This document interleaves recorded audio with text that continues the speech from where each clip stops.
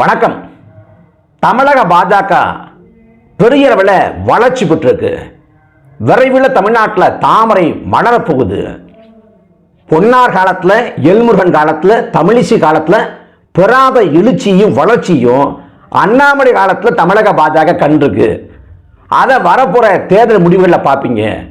திமுக தயவு இல்லாமல், அதிமுக தயவு இல்லாமல் தமிழக பாஜக ஒரு கூட்டணி அமைச்சு 20 விழுக்காடுக்கு மேல வாக்களை பெறப்போகுது. 5-6 பாராளுமன்ற உறுப்பினர்களை பெறப்போகுது. இது அண்ணாமலையோட காலம். இங்க பாஜக தான் எதிர்கட்சி. இது திமுகவா பாஜகவன்னு தான் கள சூழல் இருக்க போகுது. அவ்வளவு பெரிய சக்தியாக தமிழ்நாட்டில் பாஜக வளரப்போகுது அப்படின்னு வலதுசாரிகள், சங்கிகள், நடுநிலை வடம் விட்ட அப்புறம் மறைமுக சங்கிகள் அப்படின்னு எல்லாருமே ஒரு கருத்துருவாக்கத்தை, ஒரு ஊடக கட்டமைப்பு செஞ்சாங்க. ஊடகங்களும் கூட இந்த கருத்துருவாக்கத்துக்கு வலு சேர்க்கும் விதமாக ஒத்து ஊதியது. குறிப்பா சொல்லணும்னா புதிய தலைமுறை ஊடகம். அந்த ஊடகம் சொல்லிச்சு, தமிழ்நாட்டில் பாஜக 18 விழுக்காடுக்கு மேல வாக்களை பெறும் அப்படின்னு சொல்லிச்சு. அதே போல பல ஊடகங்களும் அதே கருத்து கணிப்பை சொன்னாங்க, 18 விழுக்காடு அளவுக்கு வாக்களை பெறுங்க அப்படின்னாங்க. நாம நியாயமா ஒரு கேள்வி எழுப்பணும். 2014 பாஜக கூட்டணி அமைச்சாங்க. அன்னைக்கு விஜயகாந்த், வைகோ, அன்புமணி ராமதாஸ், கொங்கு ஈஸ்வரன், அப்புறம் புதிய நீதி கட்சி உள்ளிட்ட ஒரு 5-6 கட்சி சேர்ந்து கூட்டணி அமைச்சாங்க. அன்னைக்கு பாஜகவுக்கு இந்த அளவுக்கு எதிர்ப்பு இல்லை. அன்னைக்கு மோடியோட ஆட்சி எப்படி தெரியாது. மோடி குறித்தான எதிர்மறையான பிம்பம் இல்லை, கருத்து இல்லை. அந்த சமயத்தில் பாஜக மாற்று போட்டிட்டப்ப மாற்று கூட்டணி உருவாக்கிய போது தமிழ்நாட்டில் 38 இடங்கள் அவங்க தோத்து போனாங்க. அதுல அதிகபட்சமாக பெற்ற வாக்கள் 18.5 தான். ஆனா நீங்க என்ன சொல்றீங்க, இன்னைக்கு உப்பு சப்பு இல்லாம ஒரு 4-5 கட்சியை சேர்த்து வச்சிருக்காங்க. அதுல வலிமை வாய்ந்த கட்சி அப்படின்னா பாமக சொல்லலாம். பாக்கி எந்த கட்சியும் வலிமை வாய்ந்த கட்சி இல்லை. ஆனா இந்த கூட்டணி அமைப்பதற்கு முன்பாக டிசம்பர் மாசத்திலேயே கருத்து கணிப்பு எடுத்து அதிலேயே இந்த கூட்டணி இல்லாமலே பாஜக தனிச்சு போட்டிட்டு 18 விழுக்காடு வாக்களை பெறும்னு புதிய தலைமுறை சொல்லுது. இது மோசடித்தனம். இது திட்டமிட்ட ஊடக கட்டுமானம். அதுக்கு வாய்ப்பே இல்லை. அவ்வளவு விழுக்காடு வாக்களை பெற வாய்ப்பே இல்லை அப்படின்னு சொன்னோம். அதெல்லாம் தெரியாம பேசாதீங்க. கால நிலவரம் வேற மாதிரி இருக்கு. இங்க ஒண்ணுமே செய்ய முடியாது. பாஜகவெல்லாம் வேற மாதிரி போயிட்டு இருக்குங்க அப்படின்னு கதை இழந்தாங்க. ஆனா உண்மைகள் உறங்காது, பொய்கள் ரொம்ப நாள் தாங்காது என்பது போல உண்மைகள் இன்னைக்கு உடைய தொடங்கிடுச்சு. உடைச்சு எது உண்மை அப்படின்னு மக்கள் உணர தொடங்கிட்டாங்க.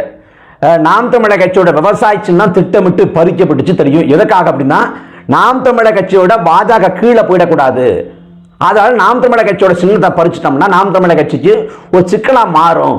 அதனால நாம் தமிழர் கட்சியோட வாக்கு விழுக்காடு குறையும் அப்படின்னு திட்டமிட்டு நாம் தமிழர் கட்சியோட சின்னத்தை பாரதிய ஜனதா பறிச்சது. அதுல நம்ம தேர்தல் ஆணையத்தின் மீது நேரடியாக குற்றச்சாட்டு வச்சோம், பாஜக மீது குற்றச்சாட்டு வச்சோம்.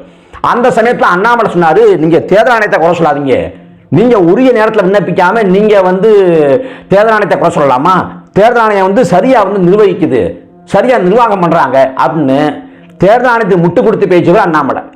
ஆனா அதே அண்ணாமலை தேர்தல் நாளன்று ஏப்ரல் 19ஆம் தேதி வாக்குப்பதிவு அன்னைக்கு அவர் சொல்றாரு, தேர்தல் ஆணையம் நேர்மையா இயங்குதான்னு சந்தேகமா இருக்கு அப்படிங்கிறார். ஏன்னா வாக்குப்பதிவு தொடங்கி ஒரு 3 மணி நேரத்தில் அண்ணாமலை சொல்றாருங்க, கோயம்புத்தூர்ல 1 லட்சம் வாக்காளனை காணுங்கிறாரு.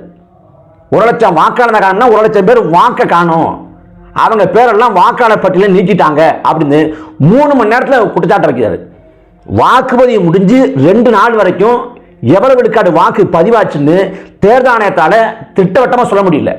முதல்ல 72 69 71 இப்படி மாறி 2 தடவை 3 தடவை மாற்றி சொன்னாங்க. அப்ப 2 நாளாச்சு அவங்களால எவ்வளவு விழுக்காடு வாக்கு பதிவாச்சு சொல்றதுக்கு. ஆனா அண்ணாமலை வாக்குப்பதிவு தொடங்கி ஒரு 3 மணி நேரத்திலேயே 1 லட்சம் வாக்காளரோட வாக்க காணும் அப்படிங்கிறாரு. இந்த வடிவேல் சொன்னார்ல, கணத்தை காணுங்க, வட்ட கிணறு வத்தாத கிணறு, அதை ஆட்டையை போட்டுட்டு இங்க பனைமரத்தை நட்டு வச்சு போயிருக்காங்க அப்படின்னு சொல்லுவார்ல. அந்த மாதிரி இவர் 1 லட்சம் வாக்காளரோட வாக்கு அந்த வாக்காளரை கூட தூக்கிட்டாங்க, 1 லட்சம் வாக்காளர் காணும் அப்படின்னு திடீர்னு ஒரு குண்டை தூக்கி போட்டார். ஏன் அதை சொல்றாரு? அதை 3 மணி நேரத்துல ஏன் சொல்றாரு? ஏன்னா அண்ணாமலை கோயம்புத்தூர் வெற்றி பெற போறதில்லை. அதை அண்ணாமலை உணர்ந்துட்டாரு. உணர்ந்ததால நாளை தோல்விக்கு பிறகு ஏன்னா ஏகப்பட்ட பில்டப்பை கொடுத்து ஏகப்பட்ட ஊடக கட்டுமானத்தை செஞ்சு அப்படி இப்படின்னு ஒரு திட்டமிட்டு பல கருத்துவாக செஞ்சாச்சு. அந்த கொடுக்கப்பட்ட பில்டப் எல்லாம் தேர்தல் நாளன்னைக்கு உடைப்படும். அப்ப அன்னைக்கு பேசுவதற்கு வசதியாக முன்கூட்டியே அண்ணாமலை காரணத்தை தேர்றார்.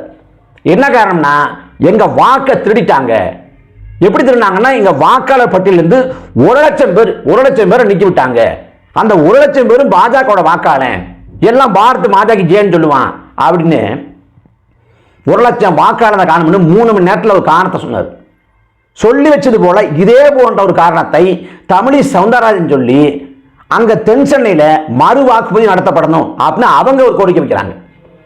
அந்த பக்கம் பார்த்தா வினோத் பி செல்வம் அவரும் இல்லைங்க நிறைய பேர் வாக்காளர் பட்டியலிருந்து தூக்கிட்டாங்க அப்படின்னு அவங்க ஒரு குற்றச்சாட்டை வைக்கிறாங்க. உண்மையா சொல்ல போனா அங்கங்க வாக்காளர் பட்டியலிருந்து சில பேர் நீக்கியிருக்காங்க. அதை மாற்று கருத்தில் நீக்கியிருக்காங்க. பல பேருக்கு வாக்கு இல்லாமல் போயிருக்கு. நாம் தமிழர் கட்சியை சேர்ந்த தம்பி ஹிம்லரு, அண்ணன் கார்த்திகை செல்வன் இவங்களோட வாக்குகள் கூட இல்லாமல் போயிருக்கு இந்த தேர்தலில். அது உண்மைதான். ஆனால் இவங்க சொல்றது போல 1,00,000 வாக்காளரோட வாக்கெல்லாம் எங்கேயுமே பதிக்கப்படலை. அது உண்மைக்கு புறம்பானது. கோயம்புத்தூர் மாவட்ட ஆட்சியர் ஒரு அறிக்கை கொடுத்துருக்காரு. அந்த அறிக்கையை சொல்றாரு, கோயம்புத்தூர்ல ஒட்டுமொத்தமாக 30,61,594 வாக்கு. அந்த வாக்குல நாங்க இறந்து போனவங்க இறந்து போனவங்க விவரத்தை நீக்கினாலும் இல்ல புதிய வாக்காளரை சேர்த்தாலும் அதுல அங்கீகரிக்கப்பட்ட கட்சிகளுக்கு நாங்க தகவல் கொடுத்து தான் அதை பண்ணோம். அது மட்டும் இல்லாம வாக்குச்சாவடி அலுவலர் மட்டும் இல்லாது அங்கீகரிக்கப்பட்ட கட்சிகளோட அந்த வாக்குச்சாவடி முகவர்களும் சேர்ந்து தான் அவங்க முன்னிலையில அவங்க சரிபார்ப்போடு தான் இந்த சேர்க்கிறது நீக்கிறது எல்லாத்தையும் செஞ்சோம். அப்படி இருக்கப்ப 1,00,000 வாக்காளரோட அந்த பட்டியலை எப்படி நீக்க முடியும் அப்படின்னு சொல்லிட்டு அவர் அண்ணாமலை சொன்னது பொய் என்று வெளிப்படையாக நிரூபித்தார். ஆனாலும் அண்ணாமலை அதுக்கு எதிர்வினை ஆற்றாம அப்படி கப்சிப்னு ஆயிட்டாரு. இப்போ அண்மை காலத்தில் இந்த ஒரு 4-5 நாளாக இங்கே கவனிச்சு பார்த்தா தெரியும், பாஜகரங்க வளமை போல ஆட்டம் போடல. அந்த அதிகார துணியில ஆணவத்தில் அகம்பாவத்தில் அவங்க பேசுறது குறைஞ்சிருக்கு. ஏன் குறைஞ்சிருக்குன்னா கள யதார்த்தம் பாஜக எதிராக இருக்குங்கிறத அவங்க உணர்ந்துட்டாங்க. அதன் விளைவாக வரக்கூடிய தேர்தல் முடிவு ஜூன் 4 அன்னைக்கு வர்றப்ப நம்ம அடி வாங்குவோங்கிறத தெரிஞ்சுக்கிட்டு அவங்க கப்சிப்புன்னு அந்த கப்சிப் மோடுக்கு போயிட்டாங்க. இதுல குறிப்பா சொல்ல வேண்டிய விஷயம் என்னன்னா, இந்த 1,00,000 வாக்காளரை காணும் அப்படின்னு ஒன்று கலைப்பு விட்டார்ல, அந்த 1,00,000 வாக்காளரை காணும்னு கலைப்பு விட்டதுக்கு அந்த கருத்துருவாக்கத்துக்கு வலு சேர்க்கும் விதமாக ஒரு ஆர்ப்பாட்டம் இன்னைக்கு கோயம்புத்தூர் நடந்திருக்கு. கோயம்புத்தூர்ல கோயம்புத்தூர் தெற்கு தாலுகா அலுவலகத்துக்கு முன்னாடி இந்த ஆர்ப்பாட்டம் நடந்திருக்கு. ஆர்ப்பாட்டத்தை நடத்தினவங்க யார் அப்படின்னு பார்த்தா ஒரு தன்னெழுச்சி அமைப்பான். அவங்க பொதுமக்களாம். ஆனா அமைப்பு பேர் என்ன கேட்டா பீப்புள் ஃபார் அண்ணாமலை. அமைப்பு பேர் பீப்புள் ஃபார் அண்ணாமலை அப்படிங்கிற பேர்ல ஆர்ப்பாட்டம் பண்றாங்க. 1,00,000 பேரோட வாக்க தூக்கிட்டாங்க அப்படின்னு அவங்க அங்க கூடினது பார்த்தா ஒரு 100 பேர் கூட கூட்டியிருக்க மாட்டாங்க.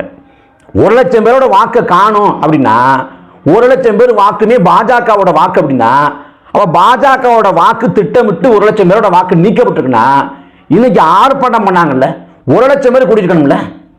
1,00,000 பேர்லாம் கூடல, ஒரு 100 பேர் கூட்டியிருந்தாலே பெரிய விஷயம். 100 பேர் கூட்டியிருந்தாலே பெரிய விஷயம்.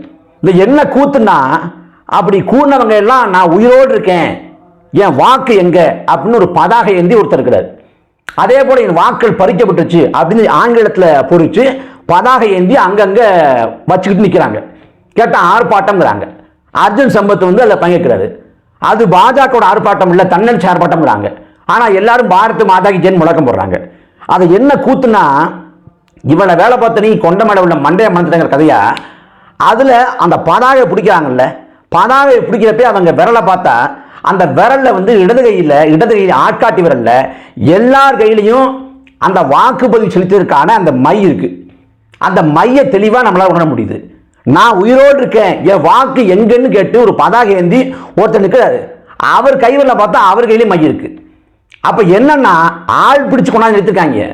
ஆள் பிடிச்சு கொண்டாந்து நிறுத்தினவங்க கையில எல்லாத்துலயும் வாக்கு செலுத்தியிருக்கான மை இருக்கு. எப்படி? அப்ப யாரோட ஓட்ட போட்டாங்க? அப்ப அவ கள்ள ஓட்டு ஏதாவது போட்டுட்டு இங்க வந்து நிற்கிறாங்களா? இல்ல அவங்க வாக்கு செலுத்திருக்காங்க அப்படின்னா அவங்க எதுக்கு இந்த பதாகை நிற்கணும்? அப்ப இந்த இடத்துலயே இந்த போராட்டம்ங்கிற பேர்ல முன்னெடுக்கப்பட்டதும் ஒரு நாடகங்கிறது அம்பலமாயிடுச்சு.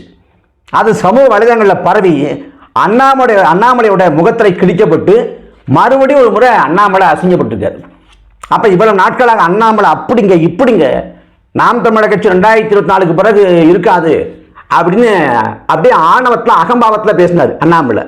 மிஞ்சி மிஞ்சி போனால் அண்ணாமலையோட அரசியல் ஆயுட்காலம் வந்து இன்னும் 2 ஆண்டு. 2026 சட்டமன்ற தேர்தல் முடிஞ்ச பிறகு அவர் அண்ணாமலை இந்த பதவியில் இருக்க மாட்டார்.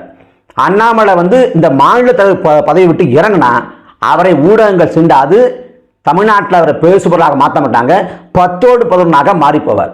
பாஜகவோட வந்து மாநில நிர்வாகின்னு கரு நாகராஜன் தொடங்கி வினோஜ் பி சொல்வன் தொடங்கி பல பேர் இருக்காங்க.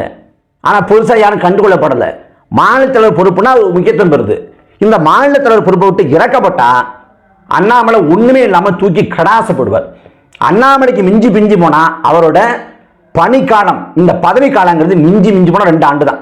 இந்த 2 ஆண்டுக்கு இடையில அதிமுக உடன்பாட்டுக்கு வந்து நான் மறுபடியும் பாஜக கூட்டணிக்கு வர்றேன், ஆனா ஒரே ஒரு நிபந்தனை, இந்த அண்ணாமலை மட்டும் நீக்கி விட்டு அப்படின்னு பாஜக கிட்ட எடப்பாடி பழனிசாமி ஒரு நிபந்தனையை முன் வச்சார்னா எடப்பாடிக்காக அண்ணாமலையை பாஜகவை தூக்கி எரியும். அந்த காலமும் உருவாகும். அப்படி இல்லைன்னா கூட மறுபடியும் தனிச்சு போட்டி ஒரு மாற்று கூட்டணிங்கிற பேரில் அவங்க என்ன கூட 2026 சட்டமன்ற தேர்தல் முடிகிற வரைக்கும் இருப்பார். அதுக்கு பிறகு அண்ணாமலை காலாவதியாகி போவார். இந்த அண்ணாமலை தான் ஆணவத்தில் அகம்பாவத்தில் ஆட்டம் போட்டவர். நாங்கள் அப்படி இப்படி தமிழ்நாட்டில் பாஜக எதிர்கட்சி ஆயிடுச்சு, தமிழ்நாட்டில் வந்து பாஜக தான் இனிமே அப்படி இப்படின்னாங்க. இன்னைக்கு வந்து தேர்தல் தோல்விக்கு காரணத்தை தேடுகிற விதத்தில் இன்னைக்கே காரணத்தை உருவாக்கி அதுக்கு கருத்து அடைஞ்சிறாங்க. அதுவும் பச்சையாக அசிங்கமாக கேவலப்படுற அளவுக்கு நிலைச்சிட்டாங்க. நமக்கு எப்படி பார்த்தாலும் ஒன்று தான், இந்தியாவில் வந்து பாஜக வெல்லக்கூடாது. அதை விட தமிழர் தாயகமான தமிழ்நாட்டில் ஆரிய எதிர்ப்பு மரபை கொண்ட தமிழ்நாட்டில் எந்த காலத்திலையும் பாஜக எழக்கூடாது, வெல்லக்கூடாது, வீழணும். அது கட்டாயம் இந்த தேர்தலில் நடக்கும். அண்ணாமலை இன்னும் அசிங்கப்பட்டு போவதும் உறுதி.